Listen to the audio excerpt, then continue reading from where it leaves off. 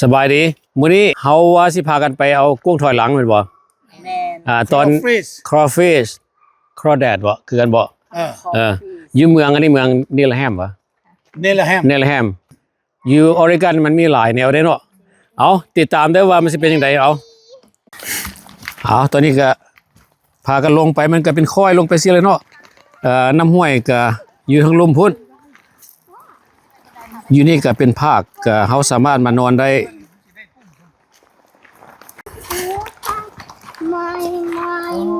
คันวันเสาร์วันอาทิตย์ก็มาแคมปิ้งก็ได้นี่เฮาก็เหลียวเห็นเขาจะมีพาเต้นอยู่หั่นคืนนึงเขาจะเอา$15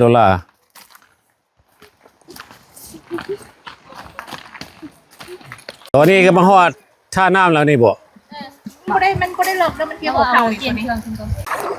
ตัวลอกคาบมันตัวลอกคาบบ่นี่เด้เอาตัวน้อยๆเลยแม่ละวะนี่นี่มันหาก็ลอกคาบตัวลอกคาบนี่มันอ่อนๆอยู่มันยังอ่อนๆมันหาก็ลอกคาบตัวนี้ผู้เชี่ยวชาญเพิ่นสิพาเฮาไปวางเหยื่อซะก่อนหลังจากนั้นจับเอาว่าหลังจากนั้นเฮามันนั่นมาห่มกันกินนั่นโอ้เหยื่ออันนี้มันแล้วก็เฮาเอาแนวมาตากเอาตับไก่บ่นี่แม่นใส่ตับไก่จะเห็นบ่ตัวอันเขียวๆนี่นะน้อยๆเหรอไข่นี่นะโอ้ตัวเทาคือคล้ายๆเทานี่วะแม่นจะเป็นอาหารของตัวนะตัวกุ้งน้อยเนี่ยมันกินนั่นมันกินอันนี้แหละอาหารโอเคแล้วมันจะไปรีอยู่กล้องนี่กล้องลืมหินนี่นะตัวนี้เป็นตัวแท้วะนั่นแม่นจับเอามึงดูได้อยู่วะเขาต้องเอาแนวมาตักเอาโอ้เขามูจับบ่ได้วะมันไปไว้นี่เขาก็วางลงนี่แหละมาแล้วเขาก็ตักเอาเอาวางลงยังไงคือมันก็ไหลอยู่เสร็จนะเมื่อไหร่หรอกมันก็อยู่อันนี้แหละเอาก้อนหินน้อยเต็งไว้ที่วะนี่แหละโอ้แม่นวะยึดคาอยู่ในใกล้ๆเหลื่อมหินนั่นแหละแต่ว่าอันอยากพาลูกไปพุ่นอยู่มือหลายแต่บ่อยากไปย่านล้มย่านพวกเจ้าล้มโอ้ที่เป็นนั่นเหรอมันได้กินแล้วมันก็ออกมาเขาก็โยนไปอย่างนี้แหละไปวางไปสิเหรอมันบนไหลไปโอ้เขาซิฮูเองว่ามันอยู่ใสแม่นบ่แม่นเห็นบ่เขาย่างมันก็มากินอาหารแล้วก็แนมเห็นนี่แหละมันบนไหลตับไก่มันบนไหลคาอยู่เหลือเซียวซานเอาตัวน่ะกุ้งถอยหลังนักเซียวซานครับบ่พอได้งามพร้อมได้นี่น่ะเป็นคนงามอีกได้นี่น่ะใหญ่ไปแล้วเฮาก็อันมาอีกประมาณ15นาทีแล้วเฮาก็มาเบิ่งคันว่าบ่ออกมาหลายเขตนี่เฮาก็ลงไปลุมอีกวะแม่น15นาทีแล้วเฮาก็มาเอา15นาทีเฮาสิมาจ่อเบิ่งแม่นเอาดางงวมเลยบ่เอาแนวตักเอาแนวตักเอาจังได๋รอท่าเบิ่ง15นาทีเด้อสิเป็นเอาไดนั่นเป็นรอปลาไว้จังหน่อยมันได้กินอีก15นาทีก่อนได้กินแล้วมันก็จะมา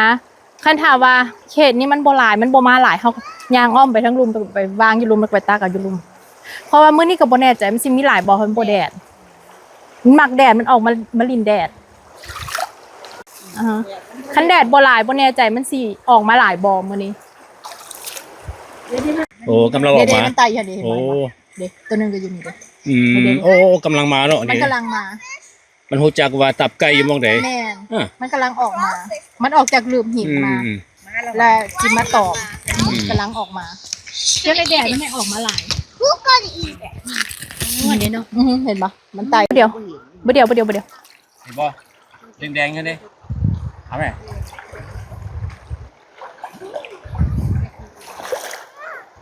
บ่เห็นอยู่ใส่บ่นี่มันบังอยู่นี่เห็นบ่เดี๋ยวเด้อข่อยบ่เห็นโอ้พี่มันแล่นพี่แล่นพี่นี่อยู่ที่ละได้อยู่วะเนาะนี่ตึกข้างหลังไม่ถึงข้างหลังเอาบ่ถึงอีกโอ้ยเอ็กซ์เพิร์ทเฮานี่เป็นได้เนาะตัก3เทื่อ4เทื่อก็บ่ได้โน่นนี่เนาะได้อยู่วะแน่ได้ละของแท้บัดนี้จับแบบบัดนี้มันสิหนีบมือกูหนีบมือเด้หนีบอยู่ว่ะโอ้หนีบมือได้ปั่นกับพูละโตอยู่ว่ะนี่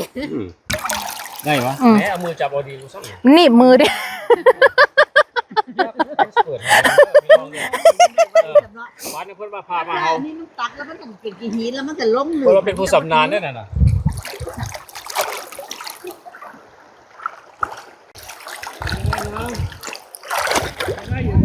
ได้หลายอยู่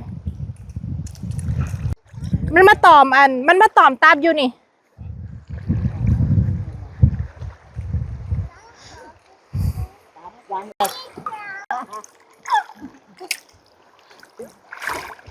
นี่ก็ยังเห็นอยู่เหรอ แมนกำลังเริ่มออกมาแล้ว เป็นบ่อแดงๆค่ะจับปึ๊บ ปึ๊บแลกเข้าไปอีกตัวหนึงอยู่ลุ่มเลยอีกตัวหนึงเลยลุ่มๆเลย มาให้น้ำมันใสก่อนค่ะบ่เห็นน้ำมันขุ่นแล้วแนมบ่เห็นมัน เหรอโอ้โหหลายสมควรเลยได้เนี่ยแน่พูดเลย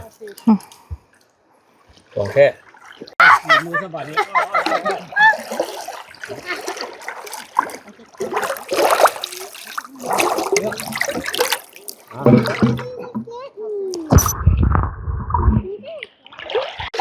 อันนี้ของดาราจับกุ้งถอยหลังนี่ดาราจับกุ้งถอยหลังใส่ละเอา เดี๋ยวมันกำลังไตอยู่นี่มันเข่าอันนี้ละเดี๋ยวนี่เหรอ เห็นแล้ววะ เอาแม่จับกับแม่ออกไปแล้วเอาแม่เห็นปะจักจึ๊บได้อยู่เหรอ ได้ แน่โอ้ได้หลายตัวบัดเดียวตัวสินะ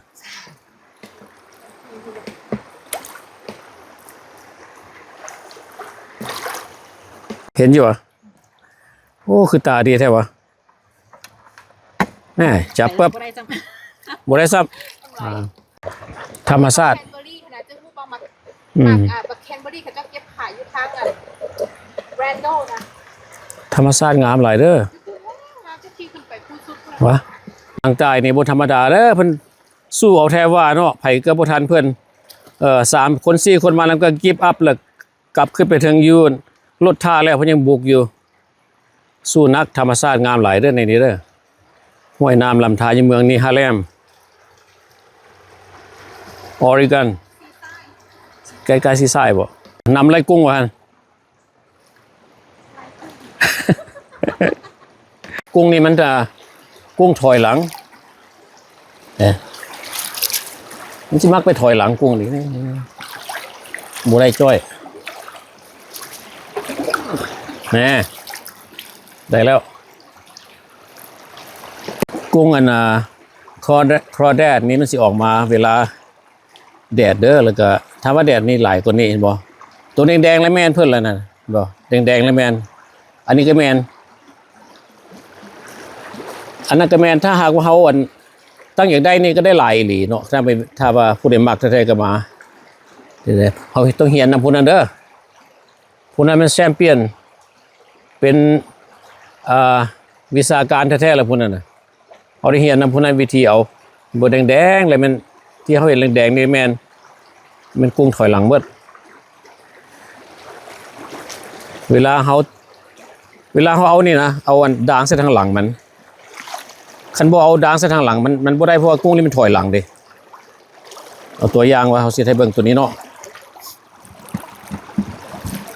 นี่เฮาสิเอาด่างใส่ทางหลังให้บ่เห็นอยู่หั่นแล้วเฮาก็สิ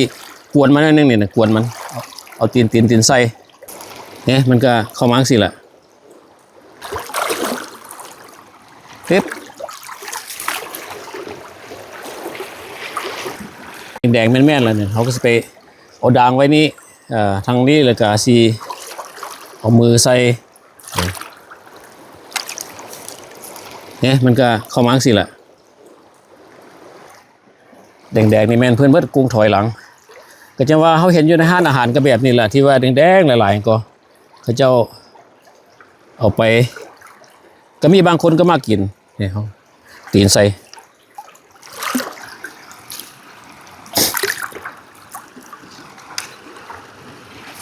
เนี่ยได้แล้วนะได้อีกแล้วมันออกมาหลายเพราะว่ามันอากาศเริ่มอุ่นแล้วมันก็ออกมาปุ๊บอะไรอ่ะ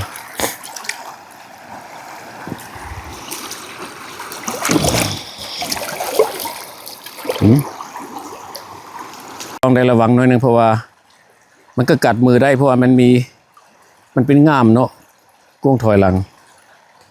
เป็นยังไงเสี่ยวซานฮะโอ้เสี่ยวซานเขาเก่งก็บ่ได้เอาง่ายไปได้เพราะว่าก้อนหินมันก็มืนแดก้อนหินมันก็บ่ได้สม่ำเสมอมันก็มีก้อนใหญ่ก้อนน้อยแล้วก็เป็นเถาอยู่ทั้งอีกคันบ่ระมัดระวังก็มืนตะล่าแล้วก็สามารถให้เขาเจ็บได้เด้อแต่ว่าจังซี่ล่ะอุปกรณ์ก็ต้องมีด่างแนวนี้กุ้งถอยหลังนี่บ่ได้ต้องการลายเส้นตัวบ่ตายเขาเจ้าสินับอยู่บ่ ใครอยากมาเอากุ้งถอยหลังเดี๋ยวบ่ต้องการลายเส้นอย่างเมื่อ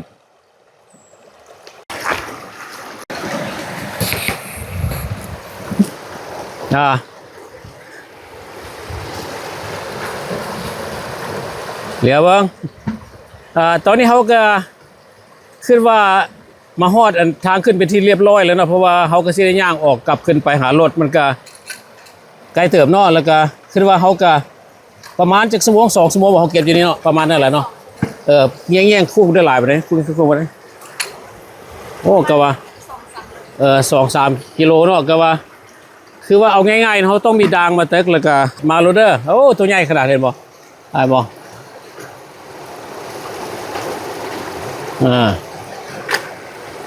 นี่แหละโอ้คือว่าตัวใหญ่เติบได้เนาะนี่ก็ได้เนาะตัวใหญ่เติบเด้อสำหรับคลิปนี้ก็สิประมาณนี้แหละเนาะเฮาก็สิได้จบไว้เพียงเท่านี้ก็ขอขอบใจที่ว่าหมู่คู่บ่พี่น้องเข้ามารับชมวิดีโอของเฮาเอาสบายดี